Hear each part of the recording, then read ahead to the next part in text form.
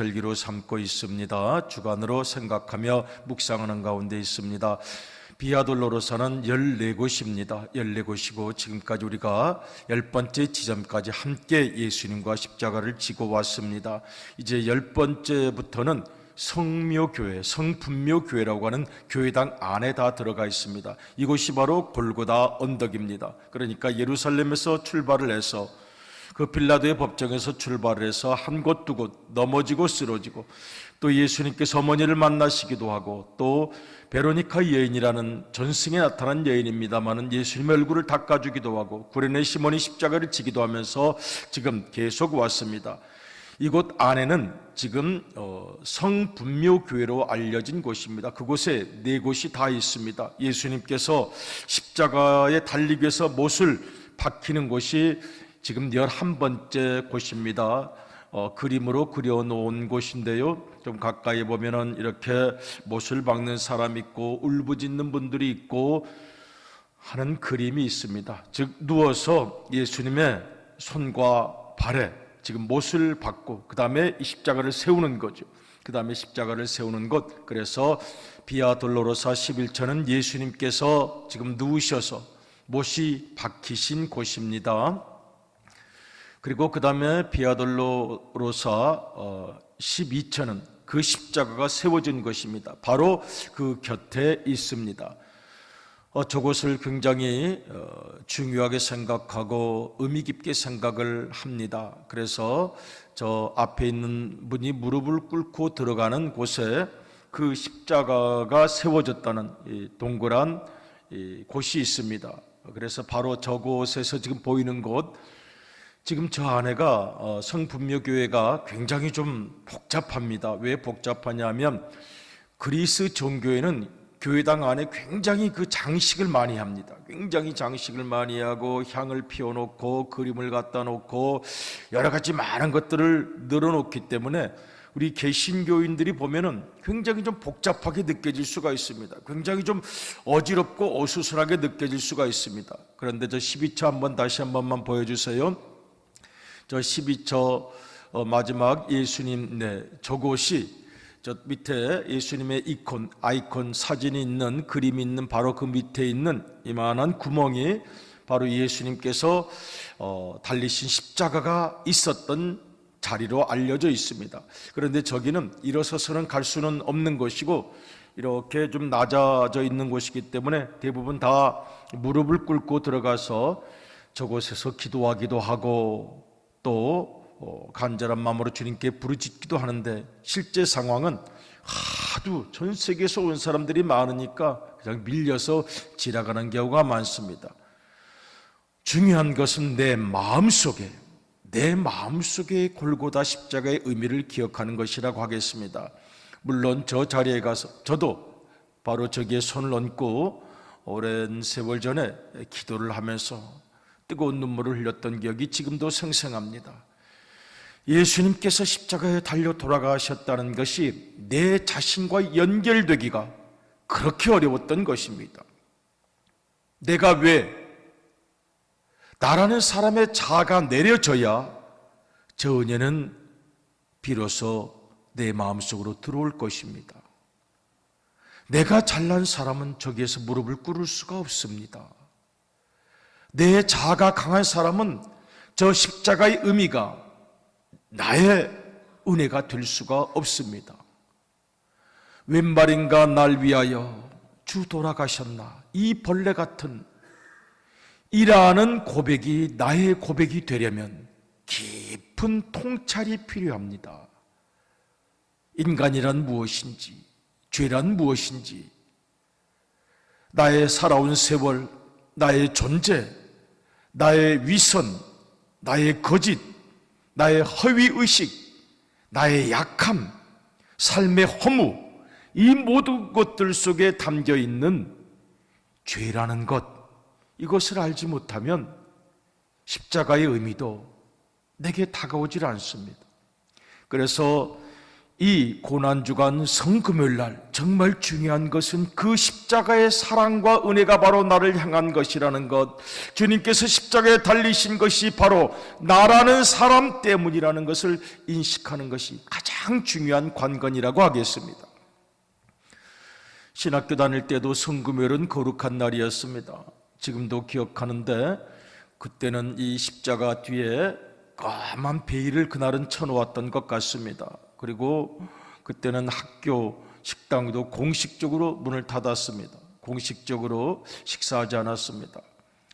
까만 옷을 주로 입고, 그리고 무건으로 계속 십자가 앞에 앉아서 24시간 가까이 기도할 분들은 기도하고 계속 십자가를 바라고 묵상했던 것이 우리 신학교 시절 금요일 날 했던 일로 기억을 합니다. 또 그런가 하면 그때 체프를 하면 우리 교수님들께서, 목사님들께서 쭉 까만 가운을 입고 우리 학생들의 손을 일일이 다 세족식을 해야 되는데 너무 그럴 시간이 없으니까 손을 다 씻어주시고 세수식을 하고 같이 기도했던 성금요일, 오늘의 의미, 오늘의 중요한 뜻이 우리에게 다가오기 위해서는 내가 주님 앞에 어떤 존재인가를 분명히 알고 깨닫는 것이 중요하다고 하겠습니다. 성경은 단 한 단어로 이야기를 합니다. 죄인.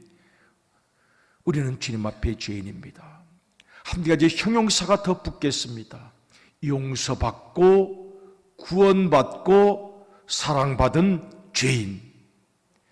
우리가 이것을 인정하고 이해하면 예수님의 십자가는 우리의 것이 되는 것이라고 하겠습니다.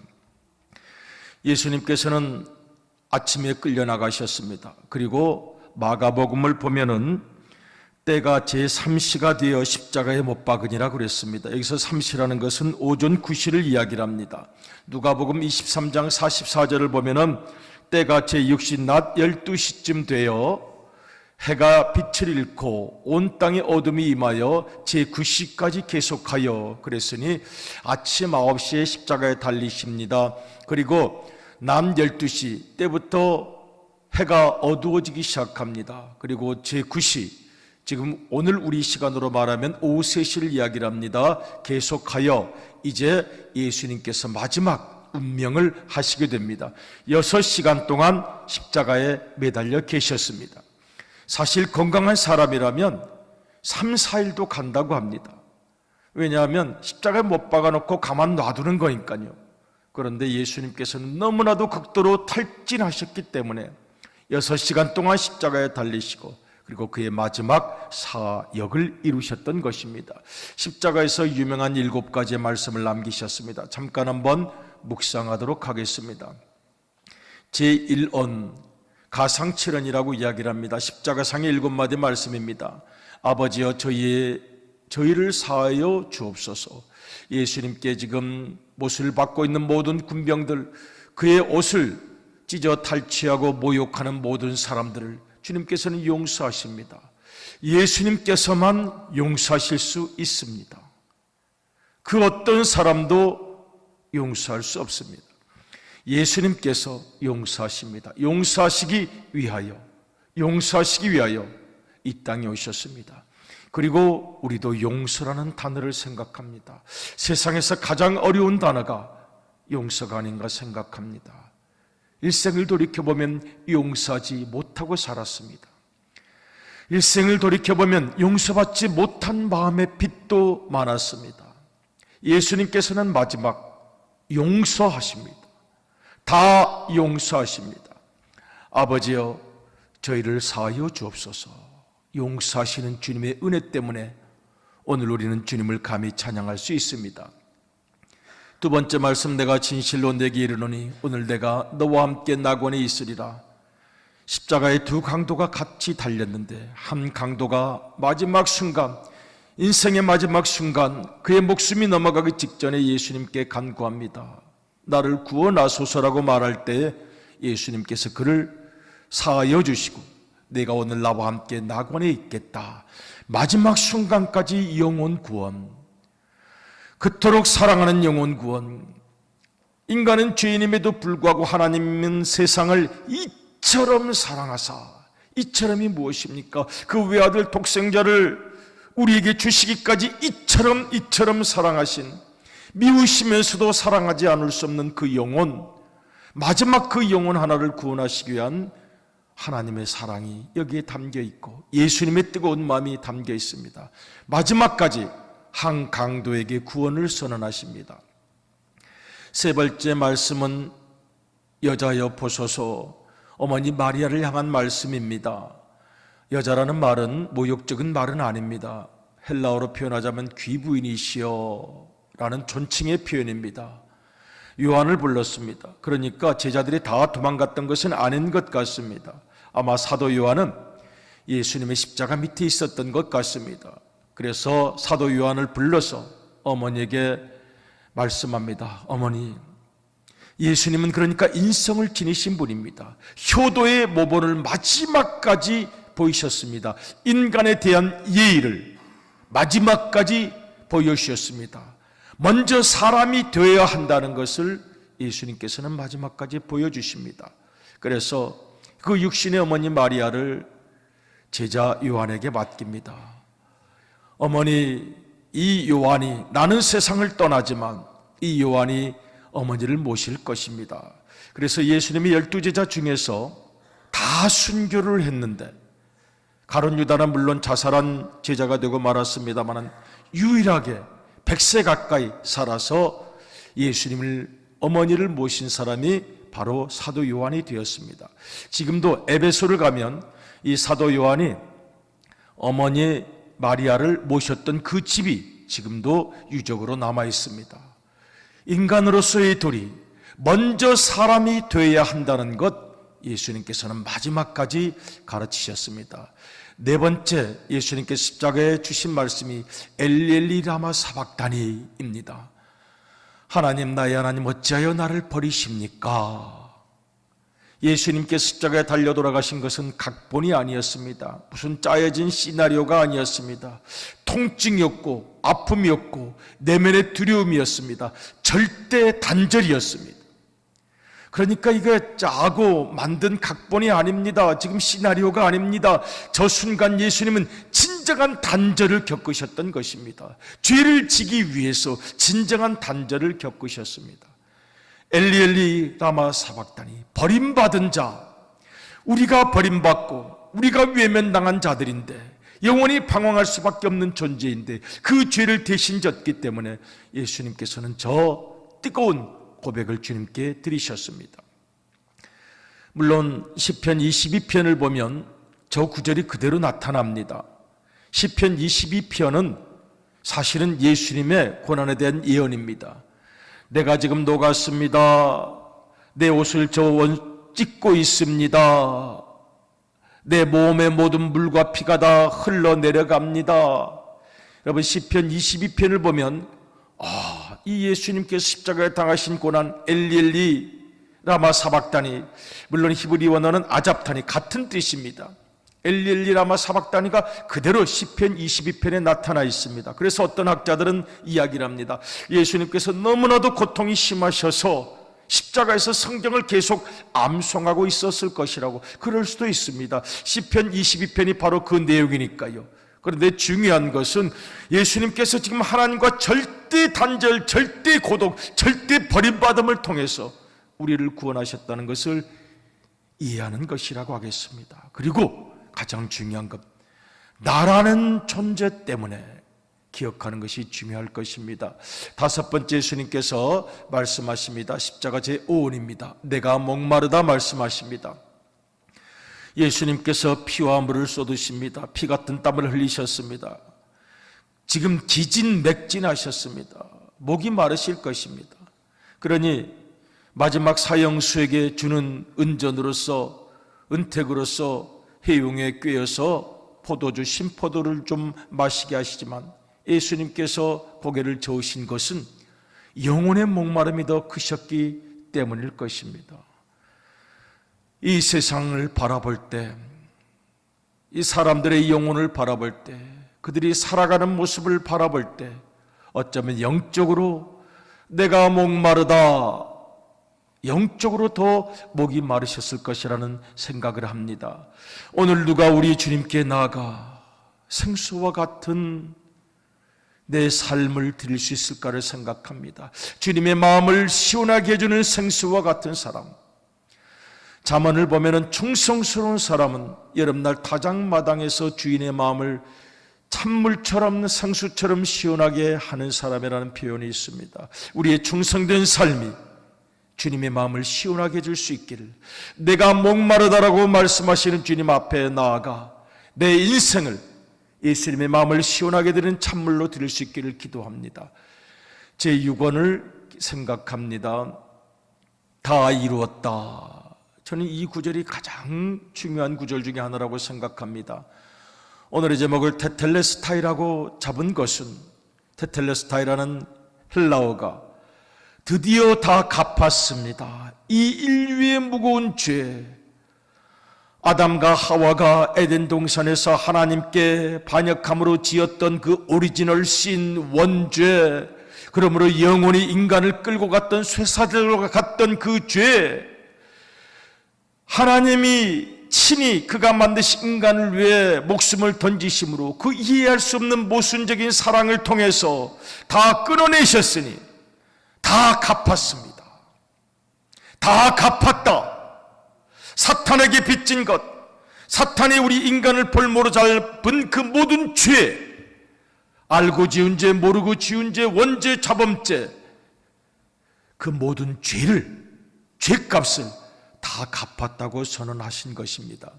다 갚아냈습니다. It is finished. 다 끝났습니다. 이제는 어떤 것도 사탄에게 빚진 것이 없고 구원의 길로 인도했다는 뜻, 다 갚았다, 그런 뜻입니다. 마지막 7원, 내 영혼을 아버지 손에 부탁하나이다. 그리고 운명하신 것, 바로 비아돌로로사 11곳 12곳에서 생겨난 뜨거운 우리 주님의 사랑입니다. 6시간 동안 십자가에 달려 계셨습니다.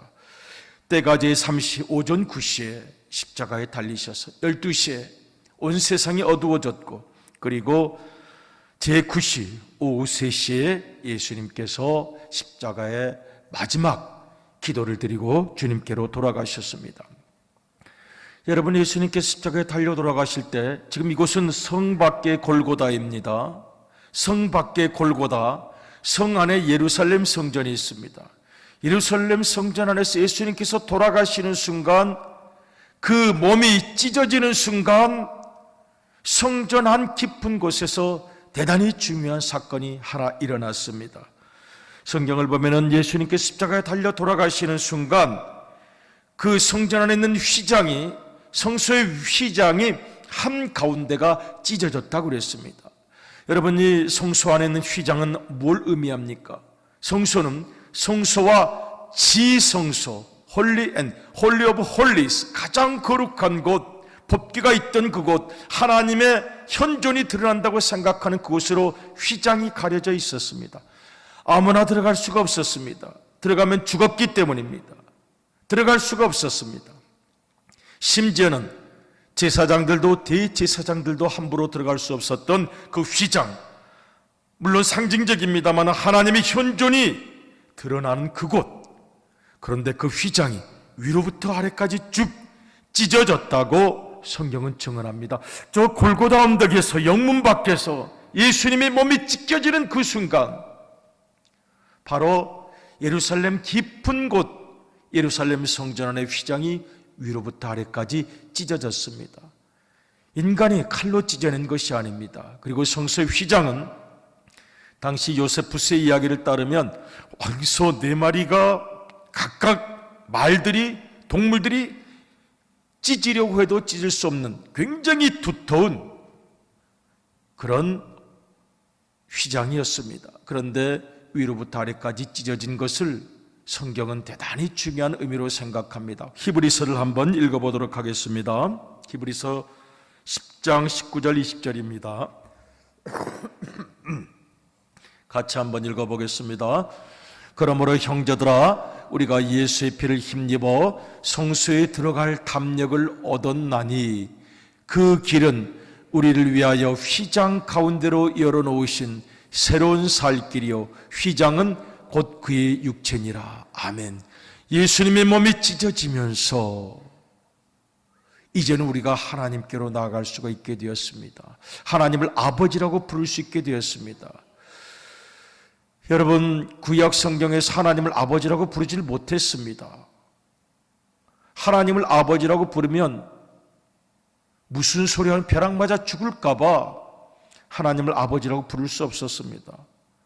모세도 아브라함도 다윗도 어떤 사람도 하나님을 나의 구주라고 했지, 나의 주님이라고 했지 아버지라고 부를 수 없었습니다. 부를 자격이 일단 없었기 때문입니다. 그런데 예수님께서 우리에게 기도를 가르쳐 주십니다. 하늘에 계신 우리 아버지, 아버지, 감히 나올 수 있도록 만드셨습니다. 그 몸을 예수님께서 찢으셔서 휘장을 지나 담대히 주님께 나아가도록, 하나님께 나아갈 수 있도록 휘장을 찢으셨습니다. 그리고 누구든지 예수 그리스도의 이름으로 기도하면, 그 보혈의 공로를 힘입어 기도하면 주님께 나아갈 수 있도록 은혜로 당신의 몸을 찢어 휘장을 찢으셨습니다.